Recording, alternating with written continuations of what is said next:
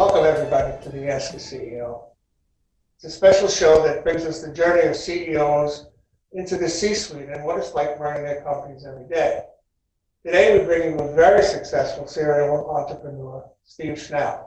Steve started and run companies in the banking, fitness, and real estate industries. He must be very tired. He started the Quontic Bank, which is a digital online banking institution providing customer-centric products and services nationally. He founded New York Mortgage Trust, a publicly traded REIT, Fitness Athletic Holdings, a California-based luxury health and fitness chain, Real More Capital, a real estate investment and development firm, as well as an early-stage startup called Restaurant.com. Steve also believes in giving back and generously founded and directs Urban Angels, which is a nonprofit serving 100,000 meals to the homeless every year. He's a board member of the Author Project, which is involved in changing the landscape of youth mentoring. He's an active member of the Big Apple Gold chapter of the Young Presidents Organization. Well, welcome to the show, Steve. I don't know where to start with your biography. It's so deep. Perhaps we should start with you. And what was your background that led you to where you are today? Good question. I grew up in Florida, primarily Clearwater, Florida. My parents split when I was young, so my mom and my brother and I lived in Clearwater. And she was a single working mom, struggling to take care of her teenage sons. And at an early age, I learned that if you want anything, you're going to have to go out and get it for yourself. So, I started working probably from the age of 14, always figuring out different hustles, whether it's, washing cars or started my first small business was installing peepholes door to door in apartment complexes where they didn't have peepholes. And I thought, hey, what a great idea. And, I would buy them wholesale and take a drill and stick them in people's doors and charge them $20 and actually paid for my first year of college with peephole money. But I always had an entrepreneurial bent to my personality. And so shortly after college, I went to University of Florida. Literally the day after I finished school, I pulled a U-Haul up to New York City where I got a job working for Price Waterhouse as a staff accountant or auditor trainee. And a few months in, I realized that wasn't really for me. And by sheer coincidence, I met a couple of guys who were young entrepreneurial guys in their early 20s that were flipping condos and co-ops in the real estate market in Manhattan, and they recruited me to join them in starting up a mortgage company out of their real estate office. And it's a long story. They didn't end up being the most savory of characters. I did quit my job and start working with them. We built a mortgage business, and ultimately, when their real estate company collapsed, they decided that they didn't need me running a mortgage company anymore, and they effectively threw me out and stole everything. And at the ripe old age of 23 or 24 years old, I was facing bankruptcy, and had to figure out how to start over. And I cobbled together a couple of bucks. I borrowed some money from a friend, enough to buy a typewriter and incorporate myself, get a license. And working out of my tiny little apartment in Manhattan, I started a company. And it was called New York Mortgage, or New York Mortgage Corp. And it was a mortgage brokerage. And I was slinging mortgages, calling up real estate brokers and saying, hey, do you have any customers that need financing? And trying to get some referrals. And I was originating loans, and I started to do pretty well at it. And so I hired an assistant, and then I opened a tiny little office. It was like 100 square feet. And over the course of 10 years, I grew that from a one-man shop to we were a national mortgage banking operation with about 1,000 employees. We had 65 offices in 25 states. Ultimately, I formed a mortgage REIT, took the whole thing public, became a New York Stock Exchange listed company in 2004. And, things were great. I was living the American dream, so to speak. Yeah, exactly. I'm starting to get dizzy with all of these machinations that you have going on. But amazing, you became an overnight success after 10 years of hard Overnight work. success, exactly. After 10 years of really hard work. As I mentioned in the intro I did for you, you founded this bank called Quontic, is That's it? right. Quontic Bank? Yeah. It's different. It's kind of different than most banking institutions. Maybe you could tell us something about that. What makes it so different? So it's a good question. When I sold the mortgage business in 2007, just ahead of the credit crisis, I'd pretty much decided that I was done with real estate finance forever. I had spent a number of years. It's the only thing I'd ever really done professionally. I mean, I started a side business at .com and did some other little things with some friends and partners, but I wanted to do some new things, and so I went out with another friend, and we started up a luxury health club chain out in California, which we're still running, and I did a fair amount of real estate development. But my phone kept ringing, and some of my former employers saying, "Hey, the mortgage market has changed dramatically due to the credit crisis and due to this Dodd-Frank legislation, which made it harder for people to get home loans." And so I saw an opportunity to to really be able to re-engage in facilitating homeownership for people, but to do it in the form of a bank so that we could build a balance sheet of home loans and also have consumer deposits as a source of funding these loans rather than using Wall Street for warehouse credit lines. And so I went out shopping for a bank, and I found a tiny little bank that was failing. It was about to blow up in Great Neck, Long Island. And I acquired the bank, rebranded it, and brought over a team of people. I said, look, if we're going to do finance again, let's try to do good while doing well. And we really focused on lending to immigrants and underbanked people, a lot of small business owners, gig economy workers, self-employed people that really fell outside the box and were having a difficult time obtaining financing given the new Dodd-Frank legislation changes. And so the idea was to build a different kind of bank that was really focused on the underbanked. And along the way, we were able to get certified by the US Treasury as a CDFI, which is a community development financial institution. And fewer than 2% of banks in the country hold that designation. And the reason we're a CDFI is because the vast majority of the financing that we do or the loans that we make are to low-income households nationally. Or That's just outstanding to have that mindset and work in that community. I'm on the advisory board of a health center that provides services to the underserved. And how do I want to say this?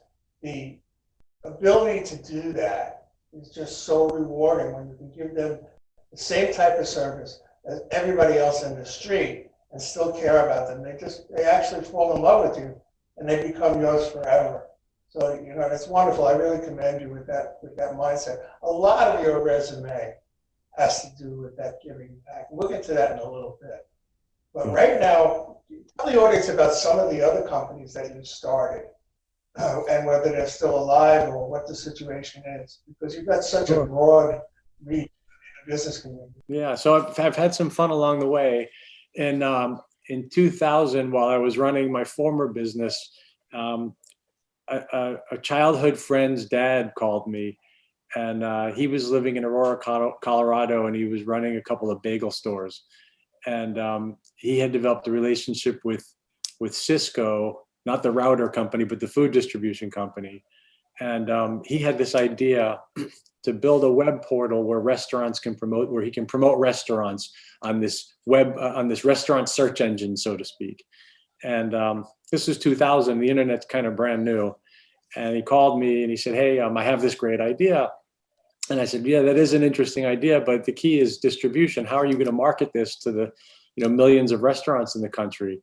And he said, well, I have a partnership with Cisco and they're going to distribute it for us. And Cisco has 6,000 salespeople and hundreds of thousands of restaurants. So anyway, long story short, he flew me out to Houston where Cisco was headquartered, and I attended a meeting there. And they were all in. They loved the idea. They were going to be the first big restaurant supply company to help bring their customers onto the internet. And we were going to build these micro websites for restaurants. And we rebranded the company restaurant.com. We actually bought that URL, paid several $1 million for it. But we raised some money, and we founded restaurant.com, and we went to work, and first version didn't work well. We had to reinvent ourselves a couple of times, but we ultimately ended up becoming one of the biggest restaurant commerce transactors on eBay. We were selling hundreds of thousands of restaurant gift certificates a month on eBay, and generating a ton of revenue. And that business actually succeeded. We were, I'd say at our peak, we were at 100 million in revenue, 15 million in net income, which for a .com in the growth stage was pretty remarkable. I'm no longer involved in the company. In fact, it's suffered a significant downturn since I left, and it was recently sold. But it was a great experience to ride that whole .com boom. I didn't get rich from it, but I had a great time and was able to participate in that whole wave. So that was fun. But then one of my partners in restaurant.com, a close friend of mine, who actually met on a sailboat in the Turkish Mediterranean, which is a whole other story. He as a side project, these entrepreneurial things, as a side project, he decided to open up a health club in Houston where he was living. And, he couldn't find a cool gym that he liked. And so he built his own brand called Fit, and raised some money to open up a health club. And it soon became one of the most successful health club organizations in Houston. And at that point, I had sold my prior business, and I was watching him grow Fit. And, he had, high aspirations to build, a bigger business out of it and open several locations. So I decided that the health club business would be more interesting than what I had been doing historically, or just different. And so I joined him in that business. I bought out his partner, and then we moved it to Southern California, where we've now opened our 6th location. And at the moment we're shut down due to COVID, but ultimately a very successful luxury high-end health club brand, which we're really excited about continuing to grow. Talk about the COVID impact on your gyms. COVID. They completely closed. COVID's been murder. The governor of California, controversial guy, a lot of double standards. There's videos of him with his family having dinner at a winery while everybody else is shut down. But yeah, a lot of industries have been just completely wiped out, and for the time being, we're one. And but we got some PPP relief from the government, and hopefully we'll be able to open back up in the next several weeks and start back up. But hopefully the vaccine will get us. Exactly. We're up here in New York, and quite frankly, you go down the street and there's so many stores that are closed, and they're going to be closed forever.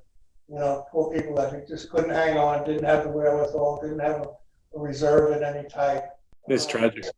Traffic is just amazing. When I watch the TV and see 6th Avenue with no cars on it, now you're a New York guy, at 5 o'clock, that's wall to wall. And you take a look at it, and there's 5 cars on it.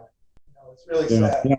Our headquarters, Quontic Bank's headquarters, are at 1 Rockefeller Plaza, right in Midtown, and there's nobody there. It's a ghost town. It's really sad.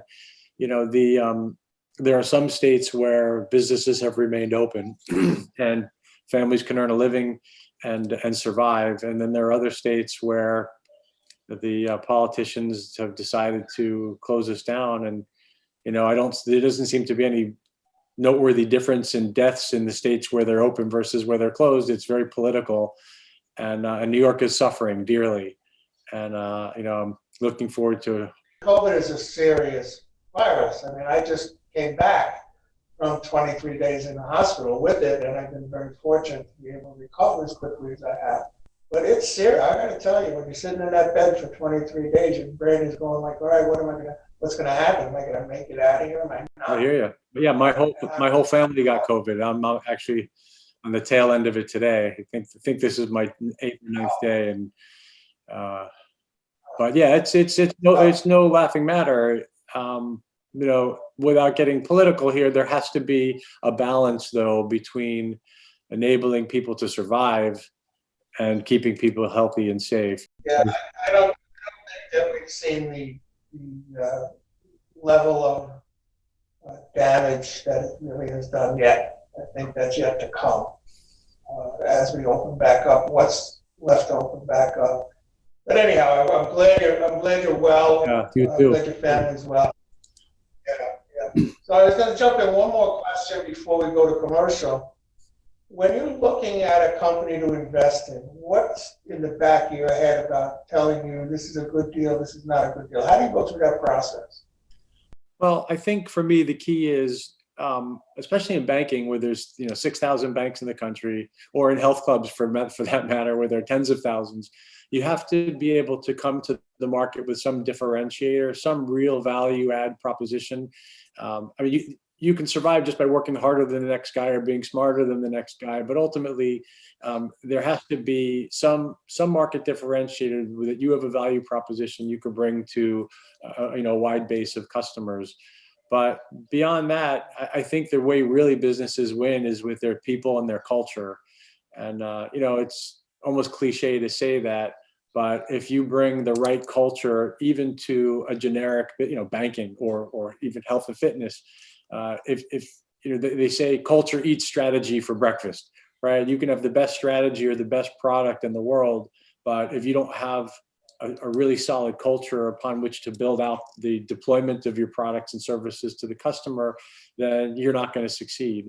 And so, we spend a tremendous amount of energy on corporate culture and making sure that we have the right people in the right seats, that we recruit properly, we onboard properly, we indoctrinate people to our culture and what we're all about. We make sure that people are trained to their job with ongoing training. We make sure that people have a very clear understanding of what success for them looks like at this organization, how we measure that success, how we monitor it, how we report on it, and then how we reward on it.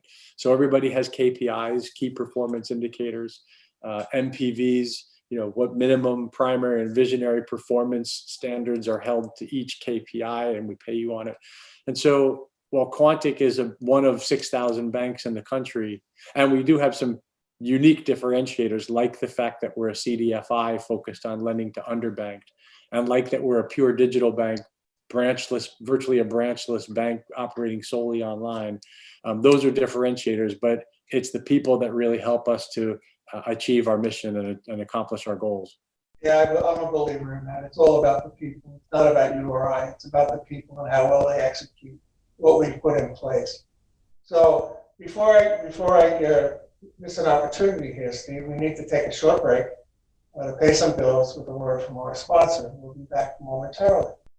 Want to get your marketing and advertising out to the widest audience with maximum effect? Check out Lorraine Gregory Communications, an award-winning agency telling personal and brand stories for more than 30 years. Tell your company's story with digital and traditional advertising and marketing. Visit LorraineGregory.com today. And we're back. Steve, Hey.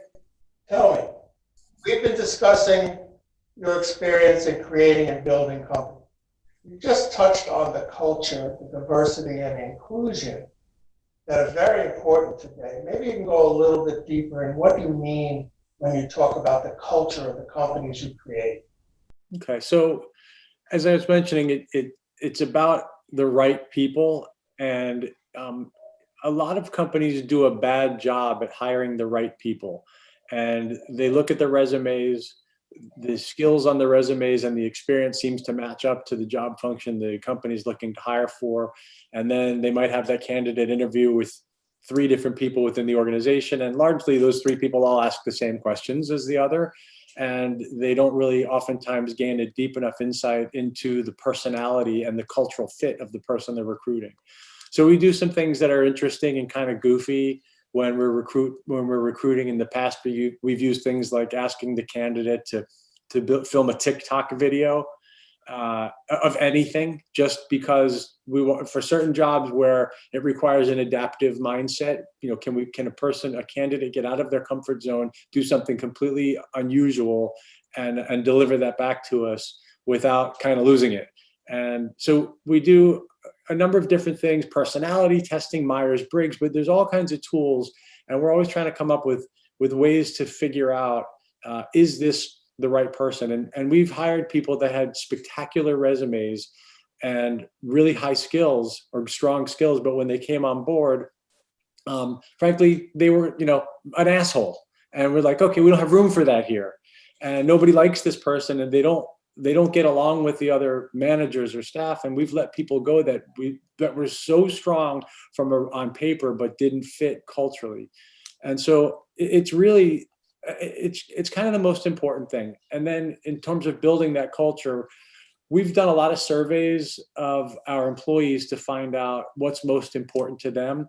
And, especially now in COVID, where everybody's still working remotely and working from home, people want to feel like they're part of something, like they're included, like they're in the know, they understand what's happening, what the corporations overarching goals are, what their lesser goals are, core values. We talk about these things all the time. We have, for instance, 4 core values. And they're not things like integrity, honesty, work. Those are table stakes. Like without those, you don't belong working here or anywhere. But beyond that, we talk about things like knowing the goal, progress, not perfection. Try it on. And then our last is say cheese. And knowing the goal and progress, not perfection. For instance, we're a bank, and we're also a fintech, a digital bank. And the things we're trying to do as a small bank competing against the behemoth private equity-backed fintechs and big banks, we're trying to do some really hard things, and we don't succeed at all of them. And my team knows that it's about making progress, not perfection. And it's about knowing what the goal is and making progress towards that goal every day. But we may never achieve perfection, but that's okay. We're going to make mistakes, and that's okay too.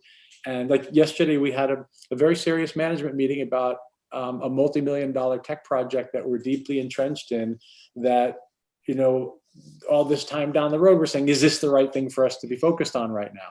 And we're not afraid to ask the hard questions, because within the culture, it's okay for us to fail. It's okay for us to make mistakes and learn from them and switch gears. And I think it's one of the things we do a really good job at, is communicating with our staff and making sure they understand our core values, that they live them every day. Yeah, without that, you're just like a herd going scattering on stampede. You're not really running with the herd. You need the border collie to keep everybody going in the same way. So, okay, like all the CEOs that I've interviewed, they're basically, in some regard, they give back to their community, right? It's part of their profile, it's part of their life, it's part of their being, right? You're a little different in that you're a for-profit company, but you've also formed a nonprofit, you founded and support and run a nonprofit called Urban Angels. And I love the focus on this scope. Tell us about, why you did that, what the organization is all about, and what does that mean to you on a day-to-day?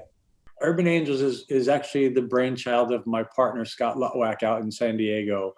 He's my partner in Fit, the health club business.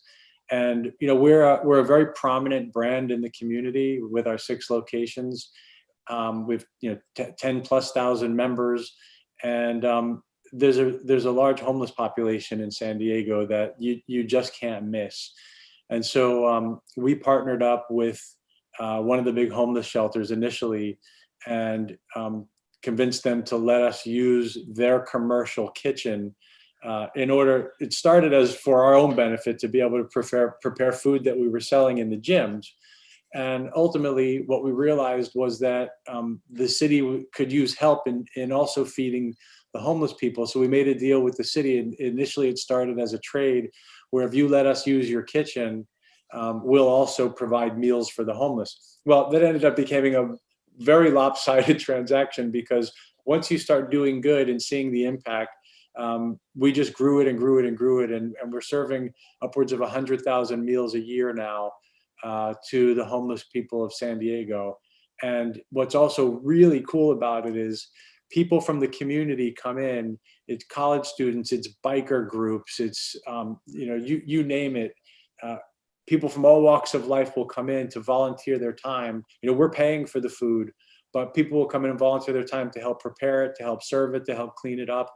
And, ultimately, I've always said that charity is selfish in some ways.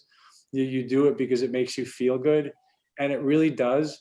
And so it's, if people and companies aren't being charitable, they're missing out. And because it's really an opportunity to do great things for people that are in need, but you get back so much from doing so. Yeah, I've been involved with the nonprofit community for 30 years. I'm a member of the board of directors of the Association of Fundraising Professionals. And I just love them because everybody's in heart and soul with what their constituents need. And I, as a mentor, if you will, help them do that. And it gives you just so much more than just coming in and looking at a balance sheet every day. I praise you. I thank you for what you've done. But you didn't stop there.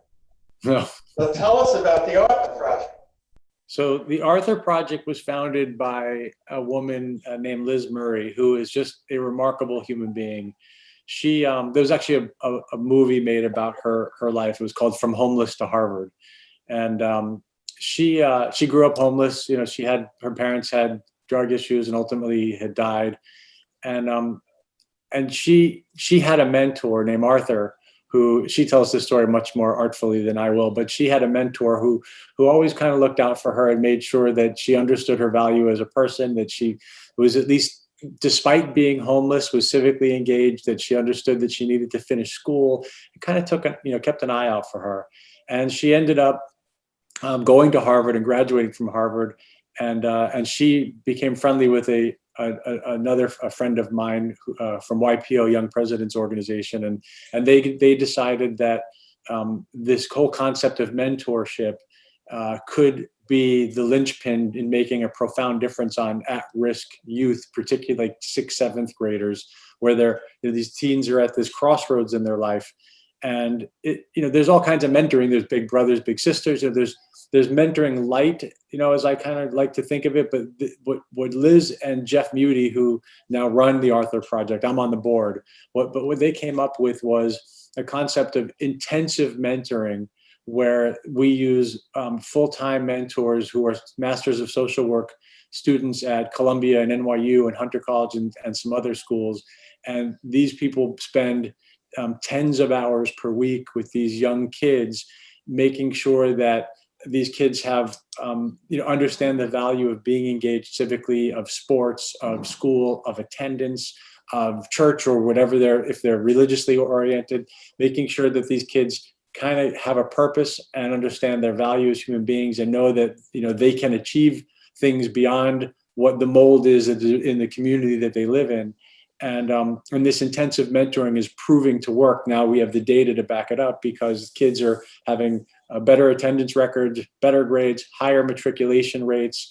And just, again, this is the kind of thing where you can make a difference by just trying. There's millions of kids at risk, and we're serving hundreds of them, but we hope to grow it to thousands and tens of thousands over the years. Yeah, I mean, it's just amazing that people who run businesses are so generous with their time, with their money, with their treasure, because you want to have an impact. You've done well, and you want to return something to the community. It's just wonderful. I just love it. I love to hear stories like that. But in order for you to be able to do all of that, you need to run your companies.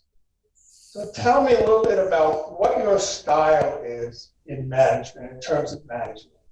Are you deep into the details? Are you a more broad thinker? Where do you lie? So I've actually grown a fair amount over the last handful of years in my style. I historically, I used to say that my style was just show up, push the boulder uphill as hard as you can every day, just work hard, solve problems, and everything will take care of itself. And that worked for me for a while.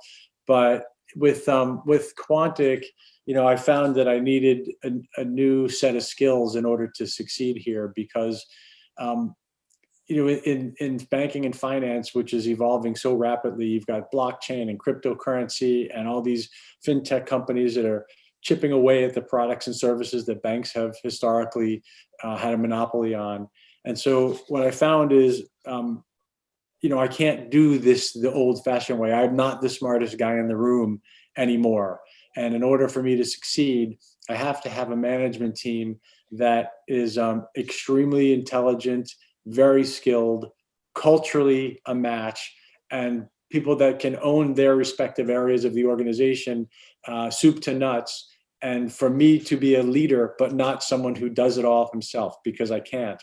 And so I've spent the last 2 years learning how to be a better manager of managers, learning how to lead my managers. And part of that is, the cadence of meetings that we've built and how those meetings run. The agenda is not mine anymore. The agenda comes from the management team. Everybody puts on we start with positive focus every day. It's personal too. Everybody gets to understand what makes the other tick. And we spend a fair amount of time on things like that. But hiring the most talented and skilled senior and executive managers you can find, and then giving them the autonomy to do their jobs without being interfered with by me, is probably the biggest evolution of talent that I've experienced personally. And I think that's what's enabling me to take this little community bank, which is one of 6,000, and become what we think is one of the most highly visible and successful small, not to be so small banks in the country. So I kind of equate it to being the ringmaster of this multi-ring circus, right? You're touching all the different bases, and you're the guy in the middle, and everybody's looking at you. But you need to lay off the real stuff that gets it done. We were a little small company out here. We have about 24 employees. But that's my job. My job is teacher, professor, mentor, and ringmaster. And that's what gets me in here every single day, because it's different every day. You're faced with different things every day. It just gives you more to grow on. All right, so I'm pretty much monopolizing your whole day here, so I'm going to get us close to closing. The audience that we have is a mix of CEOs and others on their way to the C-suite. And I ask all my guests to give us that one piece of advice that you would pass along to your fellow CEOs or those on the way to the C-suite. The thing that's worked most well for me over the last handful of years is whatever you think you can afford to pay for talent in critical positions, increase it by 50%. And hire the absolute best people you can hire, even if you think it's outside of the range which company your size or in your position should be able to afford, because you will earn it back manyfold by hiring the best, most skilled people you can find. Don't be afraid to overreach a little bit in compensation and get the best people. That's really excellent advice. Excellent advice.